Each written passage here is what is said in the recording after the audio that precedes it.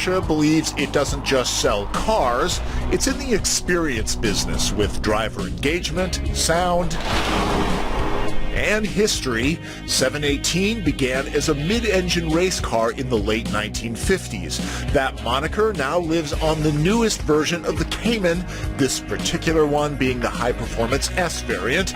It's not just last year's model with a new badge and back end. Nearly every body panel is different. The chassis has been retuned. And then there's the big news. The normally aspirated flat six engine that used to live under here has been replaced by a 2.5-liter turbocharged four-cylinder that unfortunately is very hard to see. The good news starts with more power. At 350 horsepower, it's up by 25, and the 309 pound-feet of torque is a bump of 36. In case you're wondering, fluids are topped off here. Careful of that carpet. A reminder, this is a boxer engine where the pistons fire horizontally, not vertically like most engines. The only other manufacturer that really does that is Subaru. An optional sport suspension lowers the car 20 millimeters, adding active dampers. Want more character from the exhaust? That's available. And who doesn't love a sound like that, other than the neighbors?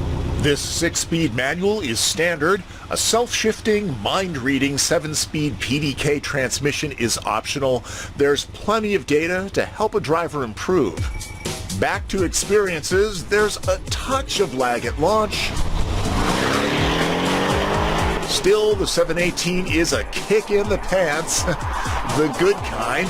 0 to 60 miles an hour in 4.4 seconds is memorable. This S model's engine is half a liter larger than the standard 718s. That means more power. And in a car like this, who doesn't want that? Even the base model shouldn't disappoint. Its performance is similar to the outgoing S. That's a bargain. No doubt, the turbo engine is sonically different than the outgoing 6. There is no better, just personal preference. I had to listen hard for turbo whistle. There's a wonderful, refined, distinctly mechanical sound that comes from the four-cylinder. And remember, it's coming from behind me. Alfa Romeo 4C offers that sensation for less cash, but the Porsche is significantly roomier and refined. The mid-engine layout, rear drive, and low center of gravity provide 718 with corner-slaying ability. Optional torque vectoring that applies the inside rear brake calipers in tandem with a rear differential lock offers extra control. The ride is firm, but livable. About 20% of buyers go with the manual transmission. It has a hefty precision feel to it. I can understand why the others go with the PDK box because it has rapid-fire eye-blink shifts. It's brilliant. Can't really go wrong here. Love the rev-matching downshifts. Aggressive pilots might feel the need to keep those revs a smidge higher to tap into the turbo's wide, flat torque band. Fuel economy stays much the same, even with 2 fewer cylinders. But in a car like this, on an empty country road, who's thinking about that? The refreshed yet familiar cockpit has been cleaned up nicely by the addition of Porsche's new touchscreen interface. It takes time to get used to, like any system, but it's consistent and snappy. Apple CarPlay is available. Buyers should pay attention to the seat options. These are very adjustable and supportive during hard maneuvers.